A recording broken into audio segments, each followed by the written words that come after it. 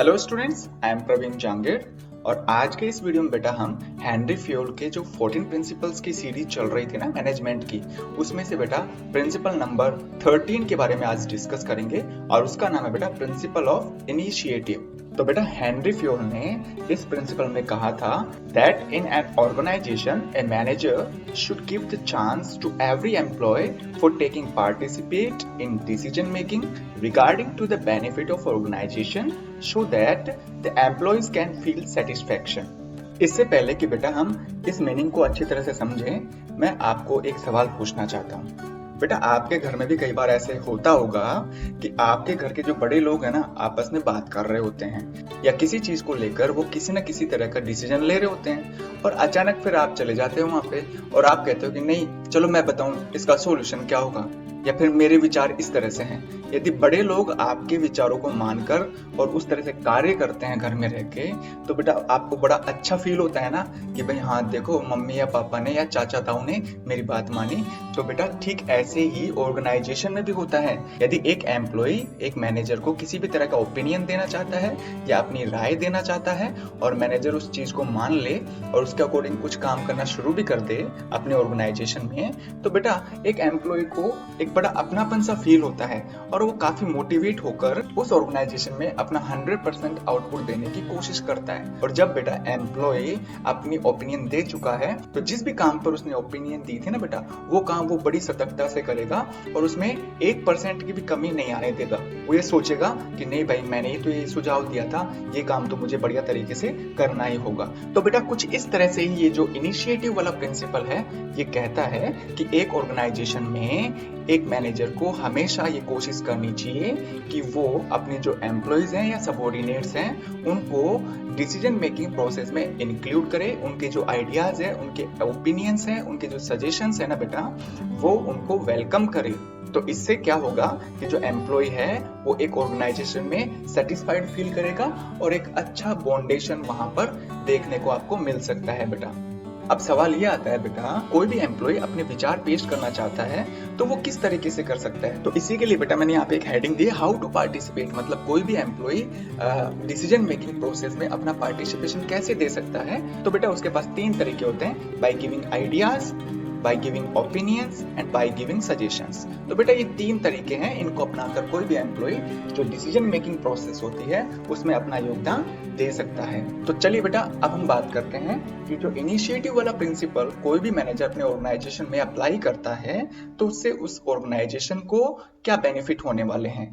तो first benefit है बेटा sense of satisfaction. Employees feel that organization gives values to और ओपिनियंस। बेटा बात आ गई ना यहाँ पे कि यदि किसी भी एम्प्लॉय की बात अगर कोई मैनेजर मान लेता है या जो उसके आइडियाज को फॉलो करता है तो बेटा उस एम्प्लॉय में एक जो सेटिस्फेक्शन की भावना है ना वो आ जाती है। वो अपने काम को लेकर, अपने ऑर्गेनाइजेशन को लेकर बहुत ही सेटिस्फाइड फील करता है। This thing gives positivity in employees mind regarding to organization. और इसका बेनिफिट ऑर्गेनाइजेशन को ये होता है कि वहां पर जो काम करने वाला एम्प्लॉय है वो अपने दिमाग में ऑर्गेनाइजेशन के प्रति केवल पॉजिटिव चीजें ही सोचेगा। सेकेंड बेटा feeling of attachment. Employees feel that we are also an important part of the organization. यदि बेटा कोई भी मैनेजर किसी भी एम्प्लॉय की सजेशन को मान लेता है तो बेटा जो एम्प्लॉयज है ना वो ये सोचना शुरू कर देते हैं कि भाई हम भी ऑर्गेनाइजेशन के एक इम्पोर्टेंट पार्ट है and this build strong connectivity with organization. और इस तरह की चीजों से क्या होता है, एम्प्लॉय की कनेक्टिविटी है ना ऑर्गेनाइजेशन के साथ में वो दिन बर दिन स्ट्रॉन्ग बनती जाती है। थर्ड बेटा maximum efforts. Every employee starts to give his maximum efforts to finish the work on time. और बेटा इससे होता ये है कि जो एम्प्लॉय है वो अपना मैक्सिमम एफर्ट्स देने की कोशिश करेगा। एज मतलब होता है क्योंकि some decisions were taken according to his advice. तो बेटा जो भी कुछ डिसीजंस उसकी ओपिनियन या एडवाइस के अकॉर्डिंग लिए गए थे ना तो उसमें उसका भी खुद का रोल था और फिर ऐसे काम में उसे अपना 100% देना ही बनता है। तो ये तो थे बेटा पॉजिटिव इफेक्ट्स थे कुछ जिनको कि हम फायदे भी बोल सकते हैं बेटा।